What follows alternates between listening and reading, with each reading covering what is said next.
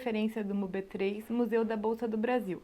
Entrevista com Severino dos Ramos Silva, realizada em 4 de março de 2023. Ramos, para a gente começar, você pode fazer sua autodescrição, por favor? Claro, Severino Ramos, uma coisa conhecida como Ramos, tem 1,83 m, cabelos grisalhos, 53 anos, moro em São Paulo há mais de 31 anos e sou natural do Nordeste da Paraíba, sou de João Pessoa, onde eu vivi por alguns anos também da minha vida. Legal. A gente vai começar agora, então a gente tem um primeiro bloco para você contar um pouco sobre a sua história pessoal, né? E o nosso segundo bloco é sobre a sua história profissional. Então a gente gostaria de saber aonde você nasceu. Eu nasci numa cidade chamada Itabaiana, é uma cidade da Paraíba, uma cidade pequena, e depois eu fui morar em João Pessoa, onde eu fiquei até o período de vir embora para São Paulo. Legal. E como era composta a sua família? A minha família era composta de 7 irmãos, né? Recentemente nós perdemos o mais velho. E tem meu pai e minha mãe, graças a Deus, são vivos ainda. Meu pai tem 91 anos, minha mãe tem 82 anos e moram em João Pessoa. Tem parte da minha família está lá em João Pessoa, outra parte está aqui, falando dos irmãos. E como foi a sua formação escolar? Onde você estudou? Você se graduou? Fez ensino profissionalizante? Quando morava na Paraíba, eu comecei, obviamente, na escola, estudei minha vida inteira em escola pública, né, e realmente o estudo lá era bem defasado, se comparado com grandes metrópoles. E lá eu estudei até, hoje chamo de nono ano, mas estudei até o ensino médio, ou como chamavam antes, era quem chamava de o ensino médio, né, que chama hoje que está até o nono ano. E depois disso, quando eu vim embora para São Paulo, eu ingressei aqui na então BMF, ainda como um terceiro. Eu estudei, eu esperei um tempo, porque não tinha condições, até não tinha condições de começar a estudar ainda. Depois de trabalhar algum tempo na BMF, eu me matriculei na universidade para fazer o curso de Direito. Estudei Direito por 5 anos. Logo depois da formação, eu prestei a prova da ordem, da OAB. Passei na primeira prova e na segunda, claro. Hoje eu sou advogado. Depois eu me especializei por 3 anos em Direito Penal, Processo Penal e Criminologia. Então essas são minhas especializações acadêmicas. Tenho vários cursos técnicos dentro da área de segurança, onde eu atuei minha vida inteira aqui. Né? Fui da segurança pública lá e da segurança privada aqui. Tem vários cursos técnicos voltados para esse ramo. Então, academicamente é isso. Hoje eu sou formado e especializado em Direito Penal. E como que foi a sua mudança lá da Paraíba para São Paulo? Eu fui policial militar lá em João Pessoa, fiquei por 3 anos.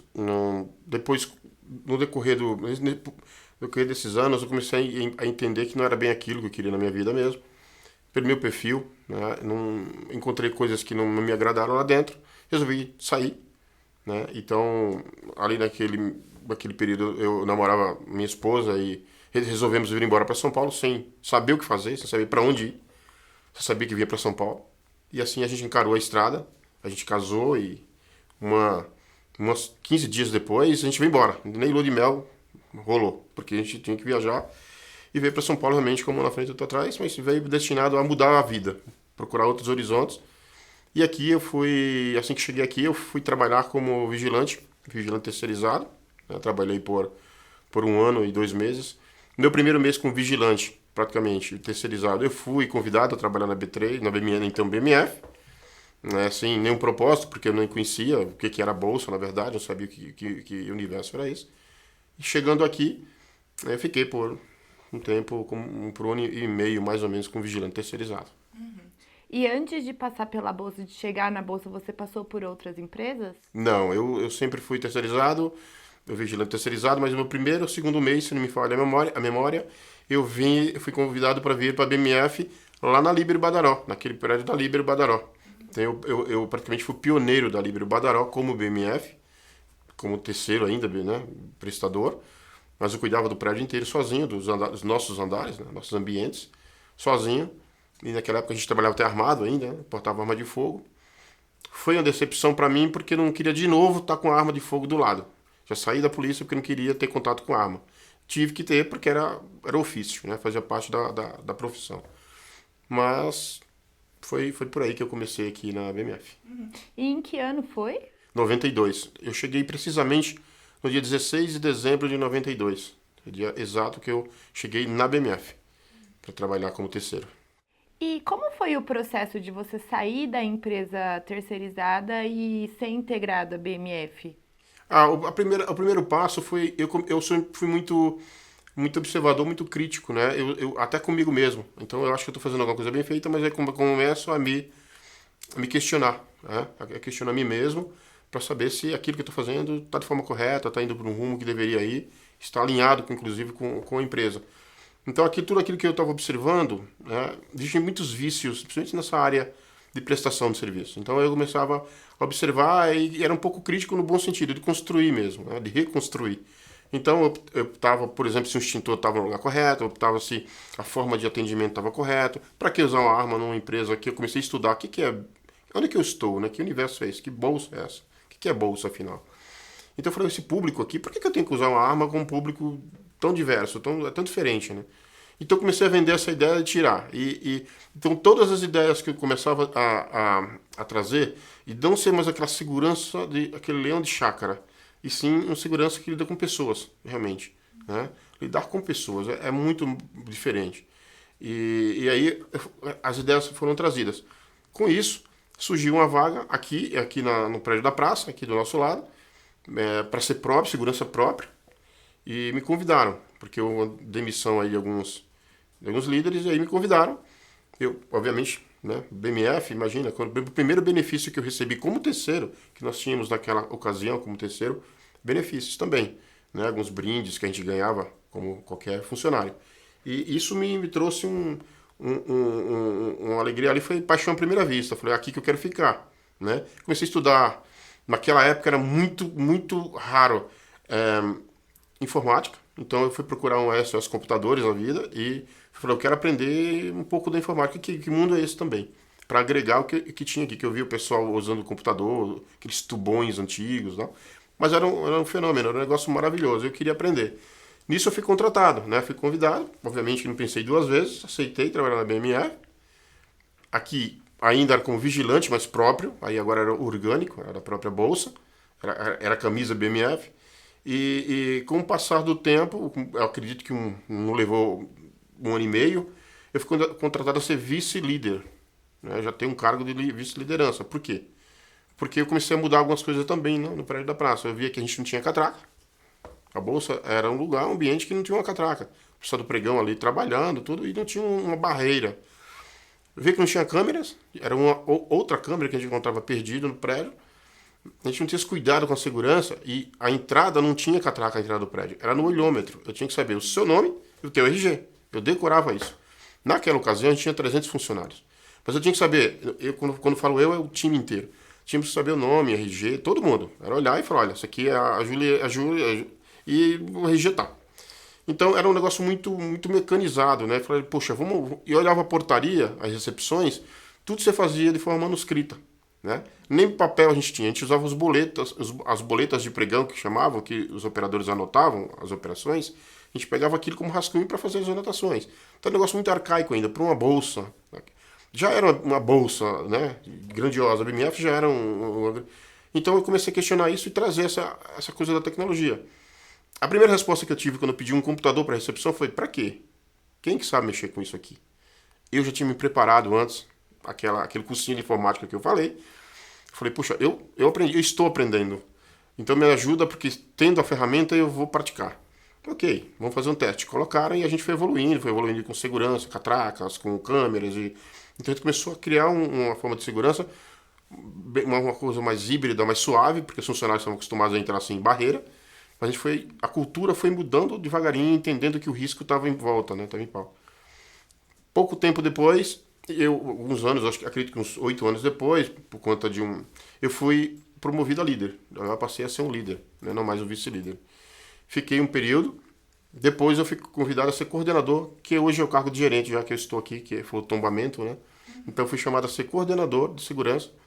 E com o passado, depois do tombamento, não fiquei somente voltado para a segurança. Já estava uma caixinha muito fechada. Tive que abrir a caixinha e cuidar do predial como um todo, facilities como um todo, né? Excetuando aquilo que é específico como engenharia, já não é comigo, e projetos e obras que não é comigo, mas os demais assuntos relacionados a facilities estão comigo, né? Estão comigo.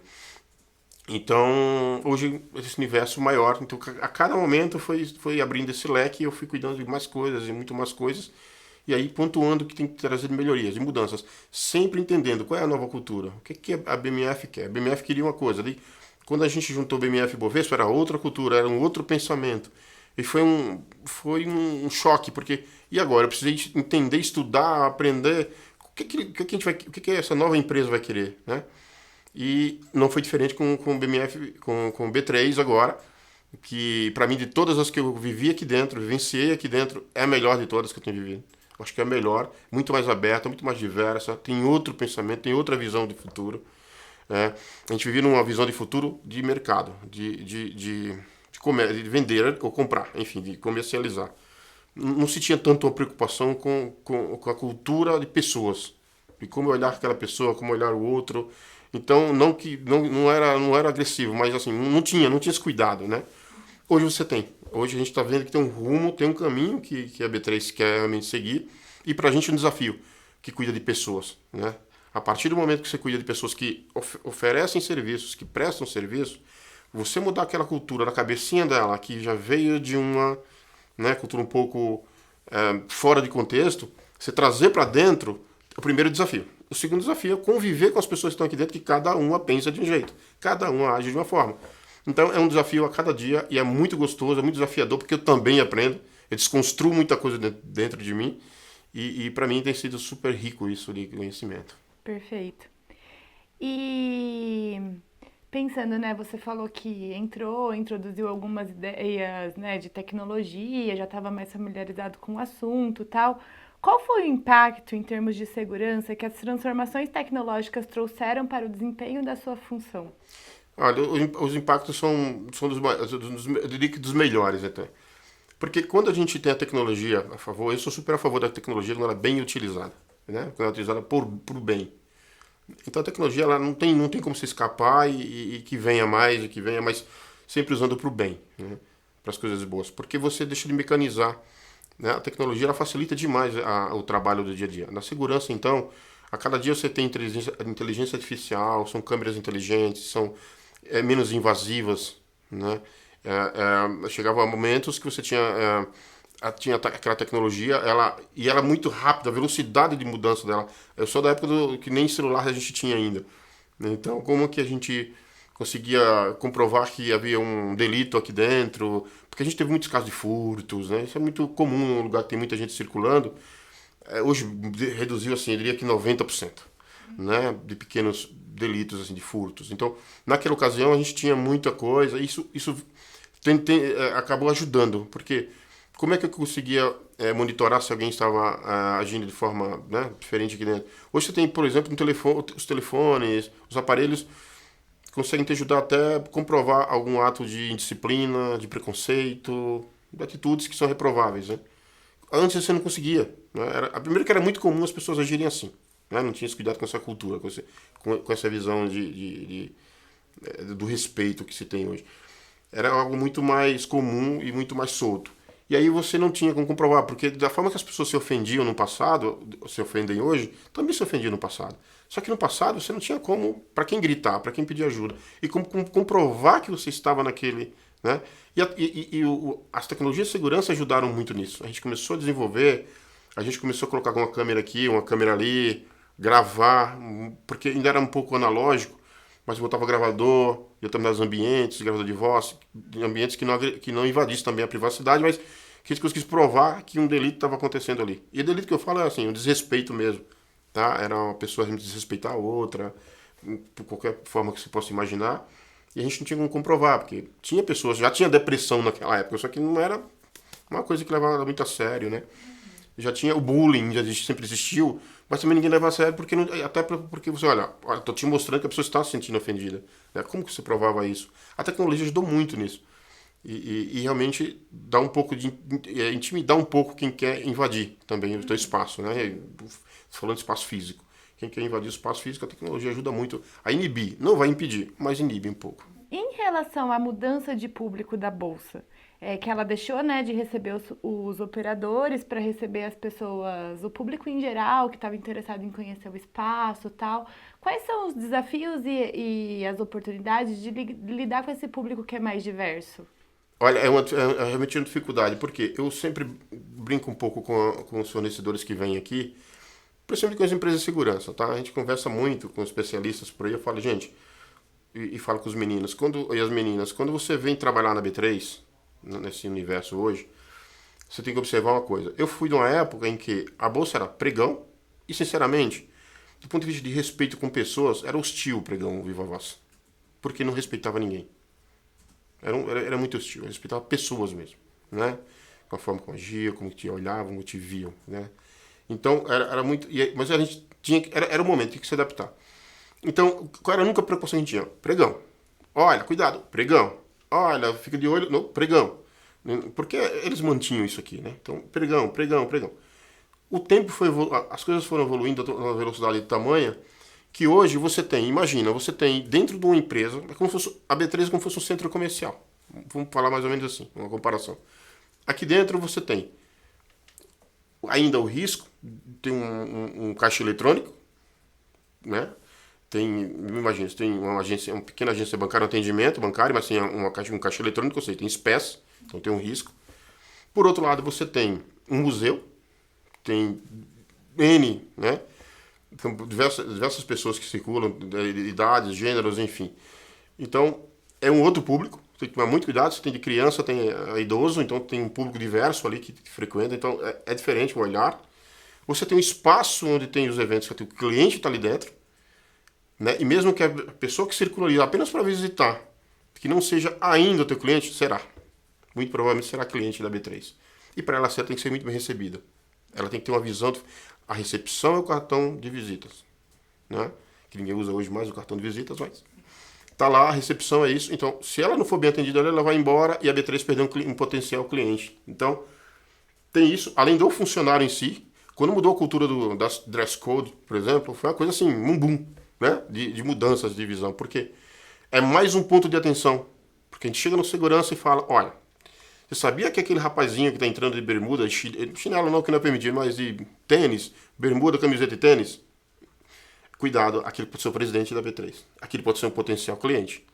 Antes, você olhava no terno da pessoa. Olha, o cara tá de terno bonitão, gravata, alinhado. Ó, esse cara deve ser um bom cliente aqui da B3, deve ser um VIP, um potencial, né? Cliente. Hoje, não. Não é a roupa que vai definir, né? E antes a roupa definia muito isso. Né? Você só via o pessoal de terno e gravata, era isso. Né? A gente tinha que cuidar da calça do operador. Olhar para a calça do operador de pregão se tinha prega ou não. Se não tivesse prega, a gente não deixava entrar. Olha que doido. Se trouxer para hoje, né? Ó, se a calça não tiver prega, não entra. Dependendo da cor da camisa, não entra. Tinha um pouco disso. Então a gente era colocado meio numa fogueira para cuidar disso. Que eu achava absurdo. Mas era o momento. Hoje a gente olha, aquele cara que está entrando, aquela menina, aquele menino que está entrando de camiseta, né? Pode ser o presidente da B3. Pode ser um executivo, pode ser um baita cliente. Então, cuidado, não olha mais. Então, tudo isso traz uma mudança de cultura, né? E a gente tem que se adequar. Vai devagarinho ali, vai tentando se adequar. Sim. Agora a gente gostaria de saber quais são as suas memórias dos pregões Viva Voz e dos leilões. E se há algum fato curioso que você gostaria de compartilhar com a gente.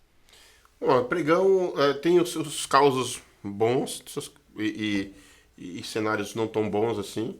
Os bons, normalmente era quando a gente tinha, sempre ao final de cada ciclo, de cada ano, eles faziam muita festa, eles eram muito alegres, né, bem comemorativos. Então, todo final de ano tinha aquele último pregão e tinha pagode, samba, na verdade, enredo, porque não era com instrumento, mas era cantado, porque sempre tinha um puxador de escola de samba aqui dentro, que era operador, né? Assim como da Nenê, da Vai Vai, enfim, das outras né? E isso era muito bacana, né? Deixou de ser bacana e deixou de acontecer depois que um dos operadores, que era muito influente, uma pessoa realmente muito carismática, foi assassinado na Vila Maria. Que ele foi atrás de um rapaz que furtou o celular da filha dele, foi sozinho, foi desarmado e acabou morrendo. Então isso acabou, o clima, não tinha mais clima, porque ele também era um puxador, então isso era muito. Ele trazia essa alegria ali pra dentro. Então, a cada ano esses eram os momentos mais bacanas do pregão, que era esse momento de alegria, né? É, os momentos não tão bons no pregão, aliás, tinha os momentos engraçados também, né? Os momentos engraçados eram assim, no pregão, quando eu cheguei aqui, o pregão na BMF, o pregão era no térreo, ali no nosso espaço aqui no térreo. Então, no prédio do praça aqui. E ali quase 1.000 pessoas, imagina naquele espaço, era uma coisa de louco.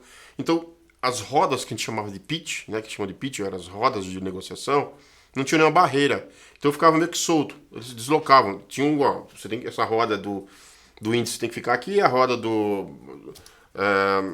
das commodities ficam ali, do ouro, né, e assim tinha. Mas aí, o do índice era o mais maluco, assim, né?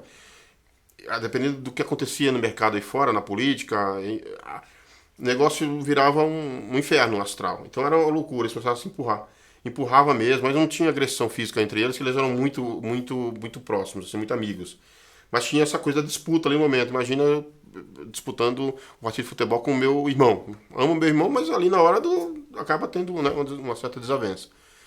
E ali era um pouco maluco. E aí o engraçado era que, nesse empurra, nessa gritaria, aquela porta do meio que você vê lá na praça, né, no prédio da praça, a gente considerava como uma porta de emergência. Então ela tinha uma travinha que já era bater na trava e abrir. Né, tinha que ser fácil mesmo por conta de tumulto. E nisso eles se empurrando, eles iam parar na praça. Então eles corriam para a praça, eles não sabiam nem que estavam ali. Eles estavam negociando, então eles acabam sendo naturalmente arrastados para fora. Empurravam a porta, a gente tentava. Então ficava a gente empurrando, fazia um cordão e tentava empurrar eles de volta, sem agredir, porque eles estavam muito eufóricos naquele momento. Então era muito engraçado que todo mundo da rua se assustava. Tava de repente a roda do pregão estava no meio da praça, gritando todo mundo lá. Então pra gente trazer de volta, com muita calma, para não ter. Porque era isso aqui para eles se desentenderem com a gente, porque estavam estressados, né? Então a gente tinha que com muita calma negociar e ir empurrando devagarinho, até colocar eles para dentro e fechar a porta de novo. Então isso era muito maluco, era muito doido. A gente tá, um cara lá um monte de gente na praça gritando e operando fora do pregão. Eram momentos engraçados que aconteciam no pregão, né? Muito bacanas de ver. Sim. E como era a convivência de vocês com os operadores? Era muito difícil. O pessoal que fazia parte operacional era muito difícil porque eles eram muito bagunceiros.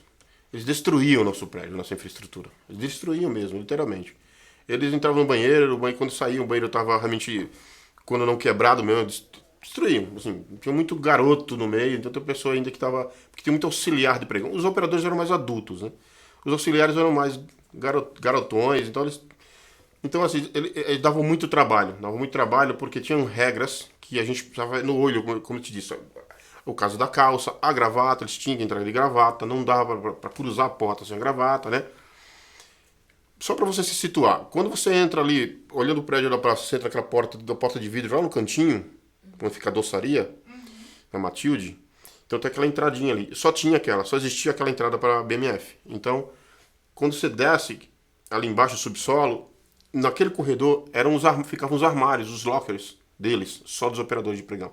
Você imagina, eles se trocavam ali. Se trocavam. Não tinha vestiário. Era ali. E ali os funcionários entravam. Todo mundo entrava por ali. E ali era o vestiário dos caras. Então eles se trocavam ali. Eram cenas inusitadas, né? Você vê o cara tirar a roupa, obviamente que, né, já vinha com a calça, pelo menos, mas tinha que tirar a camisa, Então ficava aquele momento, você passando e eles se trocando ali, né? E era muito barulhento, então tem muito essa coisa. E as pessoas entravam achando que era o metrô. As pessoas entravam no prédio. Por isso que a gente tinha que ficar muito atento, olhar e era ruim isso, né? Saber quem era Ju e quem era porque eu olhava e falava, puxa, essa pessoa da casa não é. E passava a batida. Às vezes tinha gente vendendo coisas dentro do prédio. Até camelô vendendo porque a gente não conseguia identificar. Porque não tinha uma barreira. A barreira era humana, era olhar e falar, essa pessoa é daqui ou não é. Então era muito difícil. O pregão tinha muito. E o pregão, eles confundiam porque essas pessoas que entravam, eles traziam para dentro, muitas vezes. Não eram por acaso. Eles traziam. Aí aqui dentro eles acabam vendendo roupas, vendendo acessórios, vendendo coisas extra operação, né, oficial da bolsa. Isso dava muito. A gente tinha que identificar, ir lá no meio, olhar em meio das rodas, circular, olhar, e o cara tava vendendo uma camiseta, vendendo às vezes, um tênis, né? E não podia fazer isso, porque tava misturando e era trabalhoso. Então, educar aqueles marmanjos, falar, eles não podem fazer isso. E quando era descoberto, eles eram penalizados, porque aí a operação do pregão dava, assim, sua advertência. Mas era bem difícil, era bem complicado lidar com eles. Muito complicado, ainda mais no momento do calor mesmo, da emoção, das operações, era muito difícil. Você tem noção mais ou menos de quantos operadores que tinha? Você falou que em 92 era cerca de 300, né? 300 funcionários, né? 300 funcionários. Funcionários da BMF, mais ou menos isso naquela época. Operadores, eu acho que em torno de uns 800, 700 operadores, por aí. 700, 800 operadores ali no térreo, né? Então foi a partir daí que, depois da reforma dos anos 2000, início de 2000, houve uma reforma que houve um anexo, esse prédio da João Brícola, não os que a gente está aqui, mas o outro, ele foi anexado, né? Então houve toda uma interligação entre os prédios. Aí pensou-se em fazer um lugar mais seguro, que pudesse conter essas pessoas, que foi o terceiro subsolo, que hoje é a Arena. Então eles foram para lá, criaram pits, rodas de negociação fixas, com grades em volta, porque aí eles ficavam contidos, não tinha aquela coisa do empurra, de sair daqui para lá, né? Então eles ficavam fixos ali, né? Foi difícil para eles se adaptarem no início, eles reclamavam muito, porque são acostumados a ficar livre, leve e solto. Lá não, lá você tinha toda a contenção, ficava parado ali. Em relação à segurança, você acha que existiram momentos de maior vulnerabilidade? Existiram. Eu acho que o maior momento da gente foi quando na Bovespa, que era a nossa irmã, e hoje somos um só, mas era a nossa colega aqui do lado, que era no prédio da 15, quando a gente... Porque a Bovespa, ela sempre foi um alvo maior. A BMF as pessoas não conheciam no mercado, né? Sempre se fala Bovespa, Bovespa, Bovespa. A BMF tinha essa vantagem do ponto de vista de segurança. Porque não tinha um olhar, vamos atacar aquele prédio porque lá tem... Não. Eles nem sabiam, muitas vezes, que aqui tinha um pregão. Eles iam para a Bovespa. Então, a partir do momento que a gente teve o primeiro homem-bomba, falso homem-bomba lá, ali foi um choque de realidade pra gente, porque... Teve uma ameaça de... Uma pessoa entrou no pregão, não chegou a entrar no pregão, mas chegou na recepção. E na recepção nós tínhamos, na Bovespa, eles tinham raio-x, igual aeroporto, então você passava todo mundo passava pelo critério, né? Então essa pessoa veio, ela chegou, tava com um paletó, um casacão, e ela abriu, então ela tá cheia de artefatos no corpo. Obviamente que eram falsos, mas até então quem ia saber que o negócio era falso? Então ela abriu e falou, vamos explodir isso aqui, né? O garoto que estava do lado na operação lá do raio-x, ele travou, ele não sabia nem o que fazer, para onde ir.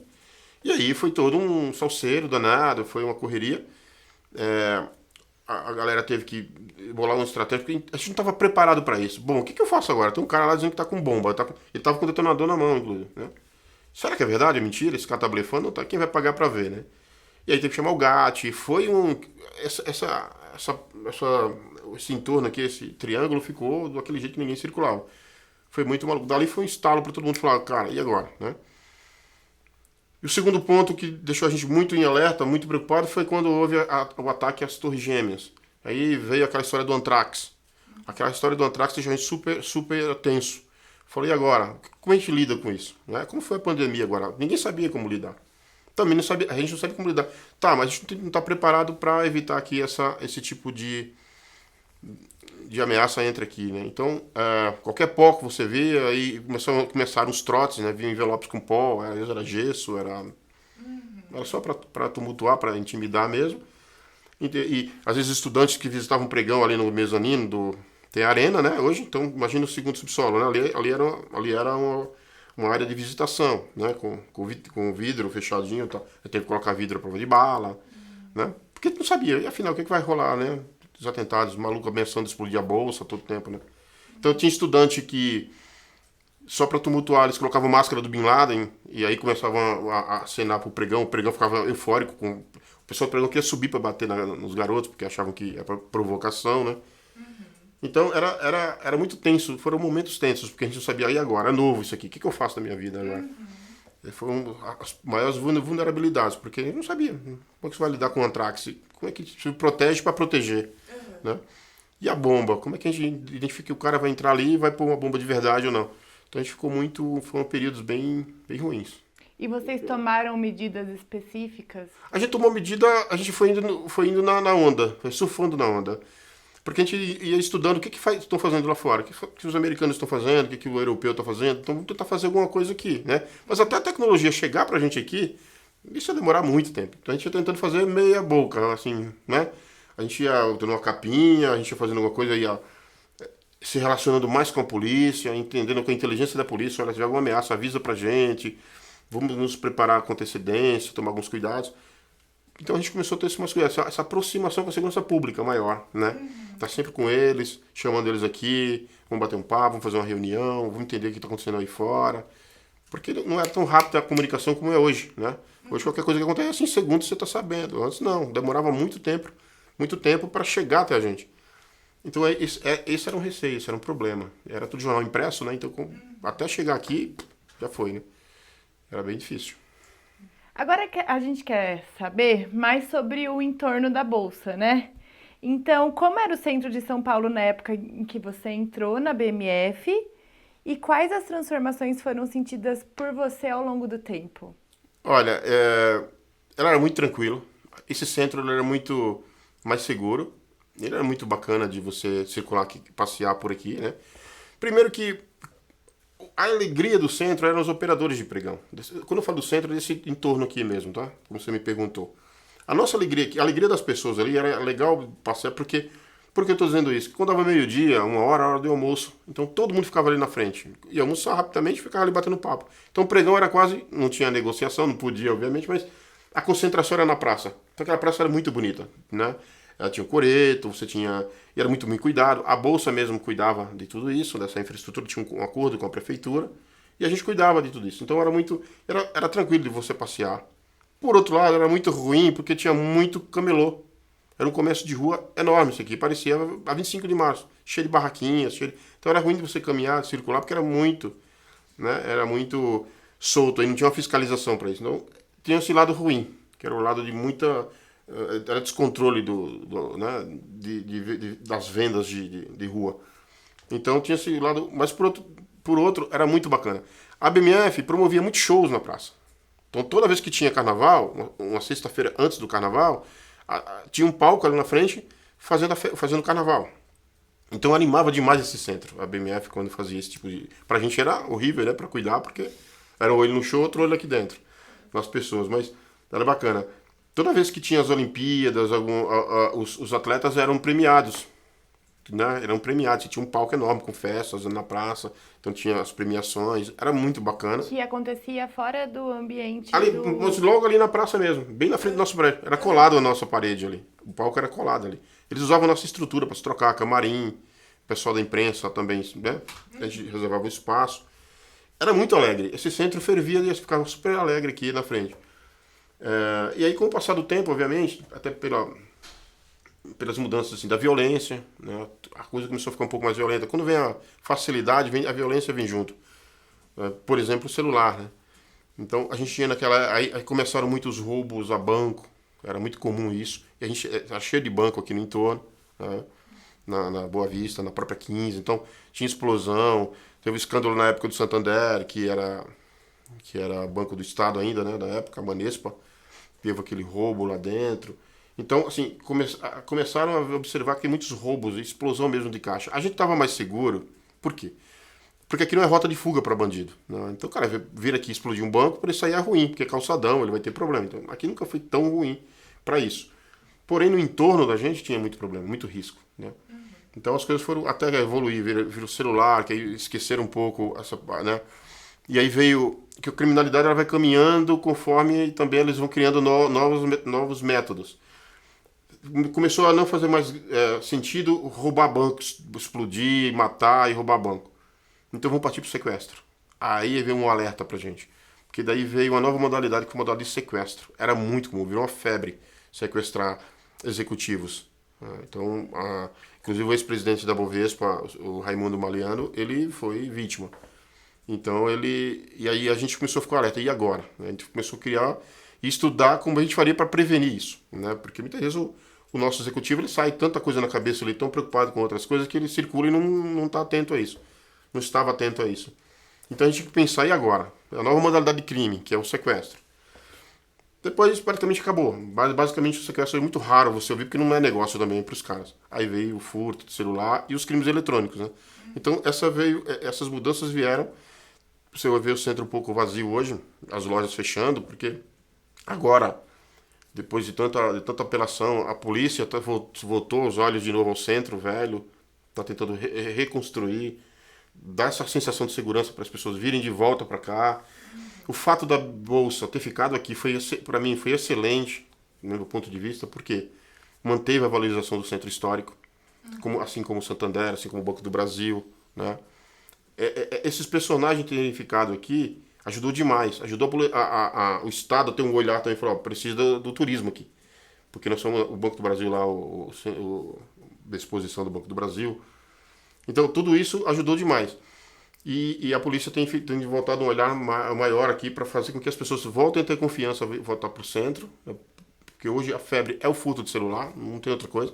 Aquele antigo botador de carteira não existe mais, que ele vinha atrás de tomar tua bolsa e tomar tua carteira para ver que tinha dinheiro espécie lá dentro, né? Com a tecnologia ele não quer mais isso, ele quer ter o celular porque tá tudo ali dentro, o teu dinheiro tá ali, a tua vida tá ali.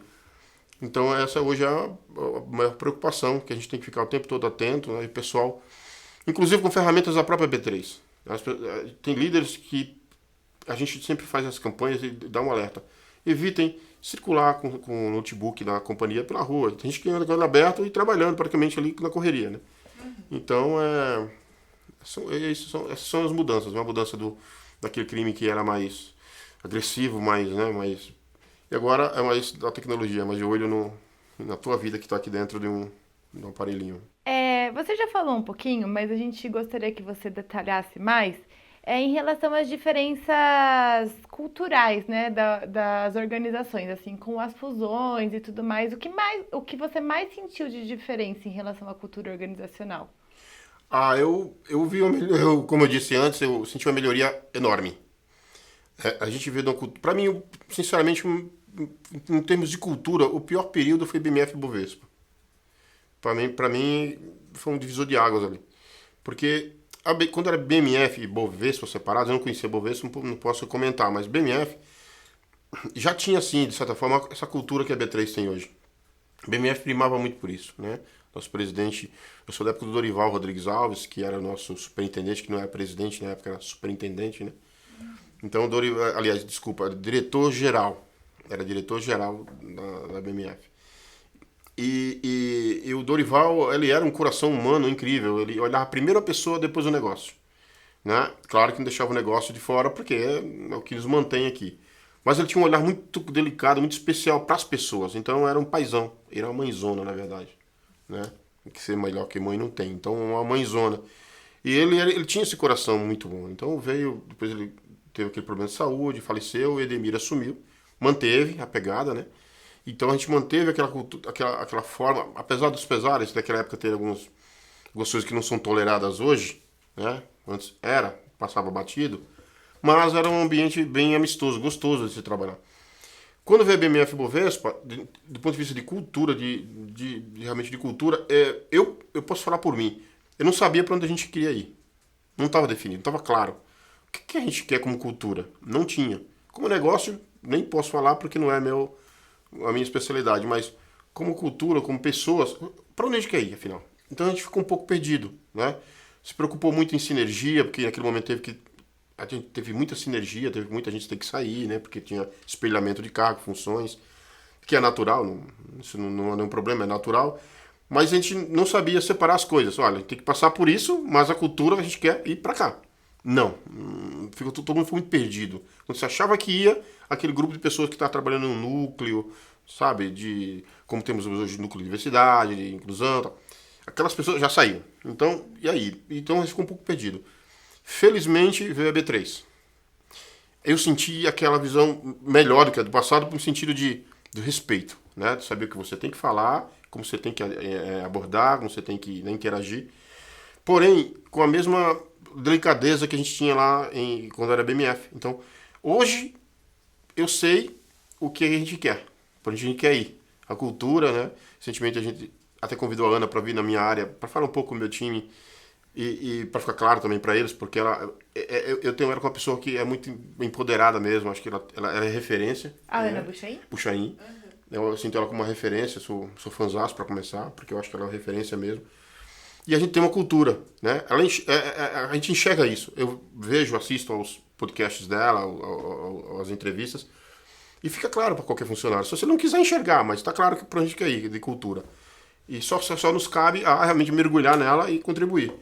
Então eu sinto muita diferença do que a gente viveu antes, e principalmente daquele período do BMF Bovespa, que para não foi tão bom nesse aspecto aí.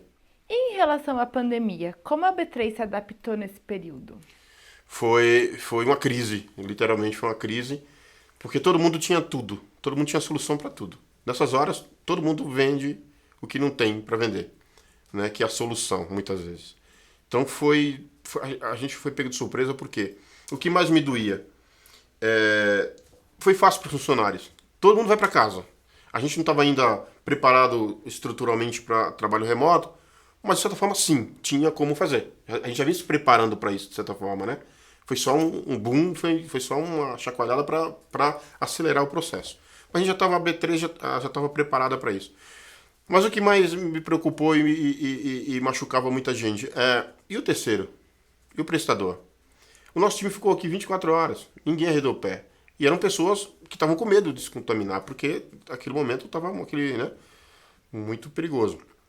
Então essas pessoas vinham para cá, às vezes, para que eu pudesse incentivá-los, mesmo que eu não tenha relação direta, né? Porque eu sou o tomador, não sou o prestador, mas eu fazia questão de eu vir para cá também. Então eu falei, eu também vou. E ficava com eles ali, ficava próximo deles da portaria ali, ou circulando, para que eles vissem, puxa, a B3 está aqui com a gente. Porque eu sou representante, né, da B3 nesse aspecto aí. Então o que eu achei de alternativa, eu falei, eu vou ficar com eles, vou estar presente. Então eu ficava aqui, não só eu, falo eu, mas a superintendência de facilities fez isso. A gente combinou de que todos os gerentes de facilities, nós combinamos o jogo. Então vamos para lá, porque a gente motiva as pessoas, encoraja elas, né? Porque elas tinham medo de entrar no ônibus, então eu tinha medo de chegar aqui, entrar aqui e apertar a mão de alguém. E a gente juntos ali, eu acho que deu uma alegria maior, deu uma incentivada, né? Uma sensação de segurança para eles melhor, né? Falar, poxa, os bacaninhas ficam em casa e a gente fica aqui correndo o risco. Não, eles estão aqui com a gente. Isso deu uma segurada no ímpeto do pessoal, né? E no engajamento deles. Foi muito legal, mas a gente não sabia para onde ir. Um que vendia um produto de limpeza que correria por álcool em gel, que também nem sabia qual é o efeito disso, né? Prático. E todo mundo vendendo tudo. E foi isso, a gente ficou até a gente descobrir que o time de continuidade de negócios, né, pessoal de gestão de crise, ajudou demais, foram parceiros demais com a gente, contribuiu muito para nos dar também segurança, nos dar também aquela tranquilidade que, ó, tem mais alguém com a gente aqui, a Ana e seu time também, procurando soluções, procurando jeito de agradar, dar segurança aos funcionários, mas também propor ferramentas, produtos, insumos que desse mais, né? A comunicação foi muito boa. Acho que a B3 trabalhou muito bem na comunicação durante o período de pandemia, porque também não sabiam o que fazer. Mas pelo menos era uma comunicação suave, né? Uma comunicação mais, ó, cuidado, a gente vai falar, cuidado, a gente vai escrever, para não botar mais pânico. Qual foi o principal desafio já enfrentado por você nesses anos de atuação na Bolsa? Eu vou falar, eu tive alguns, eu vou falar do pior deles. Foi a invasão ao prédio da 15, pelo pessoal do MTST. Acho que foi o pior desafio. Por quê? Primeiro, a gente nunca viu uma coisa dessas na Bolsa. A gente já viu manifestação tentando invadir. Então a gente estava preparado, colocava uma barricada, fechava tudo ali. O maior problema foi os invasões. Quando falaram invadiram um prédio, eu falei, e agora? Né?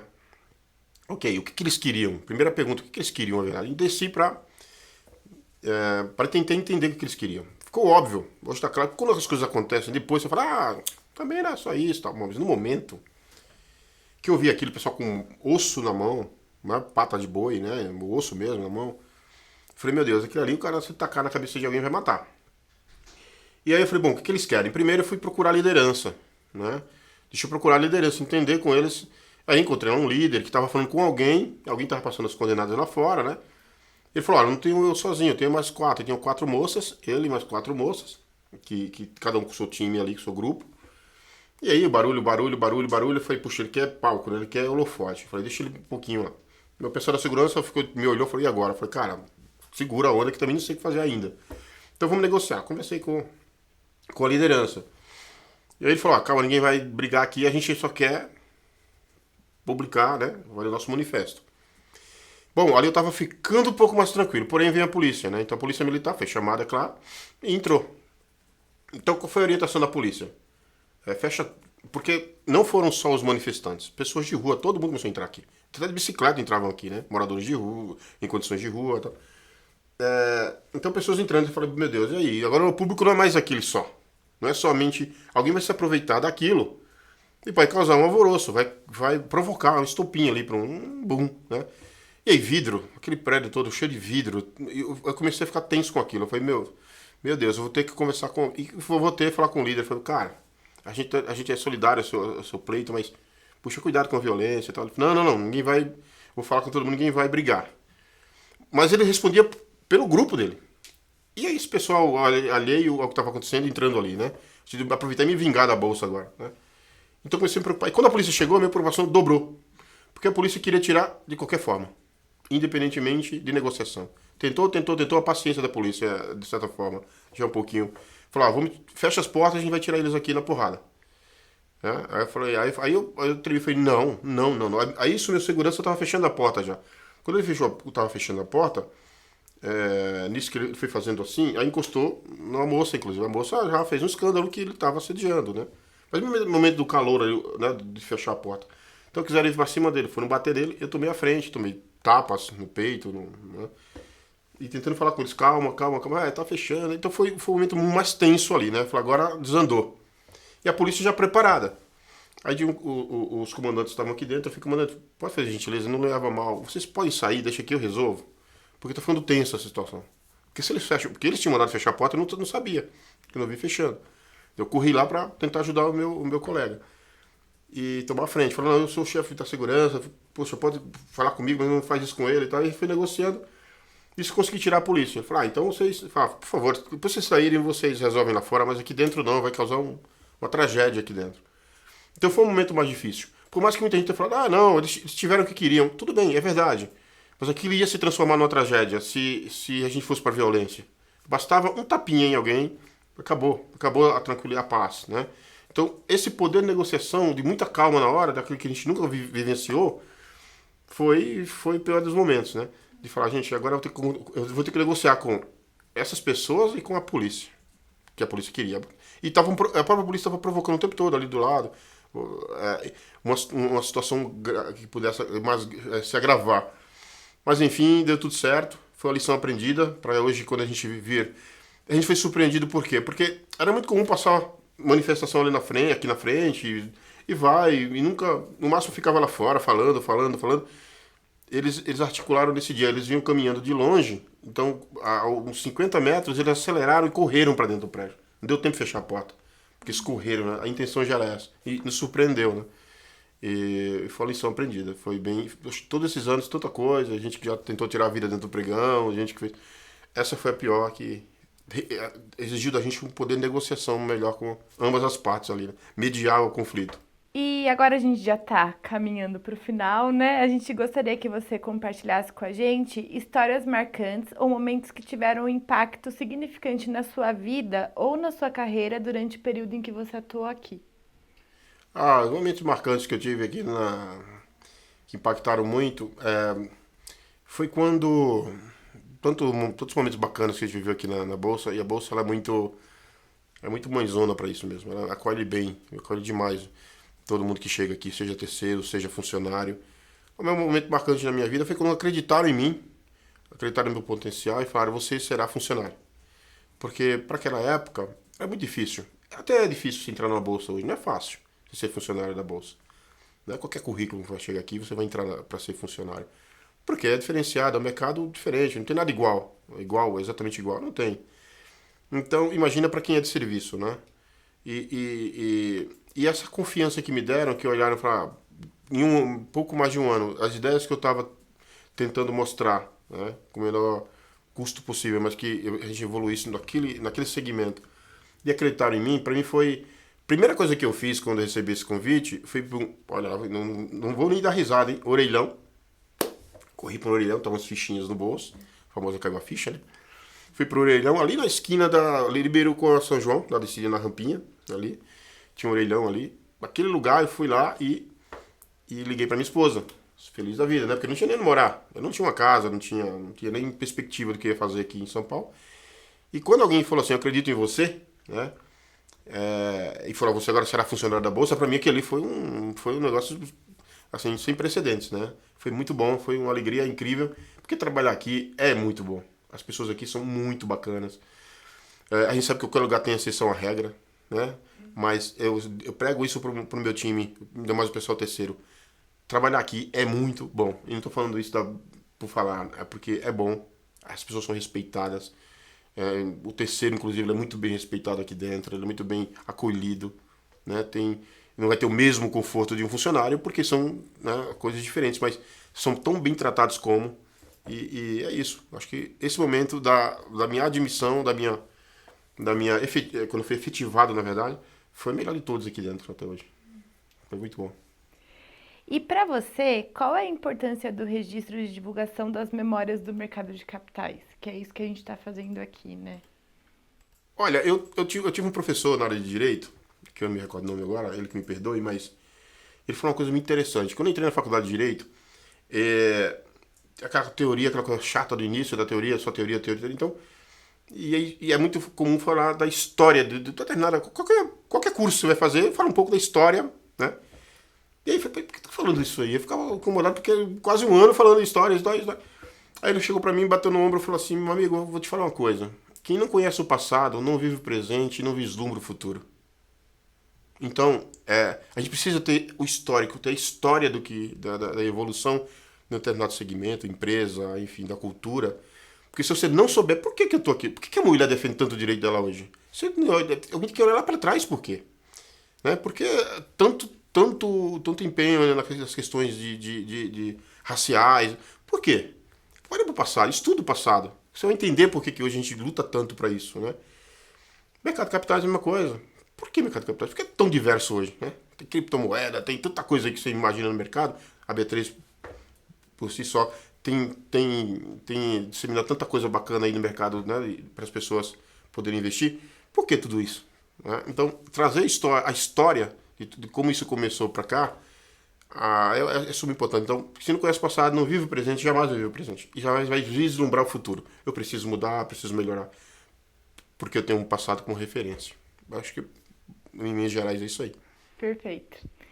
Então, em nome do Centro de Referência, eu agradeço a sua participação e as suas contribuições para o programa de História Oral. Muito obrigada. Obrigado a vocês.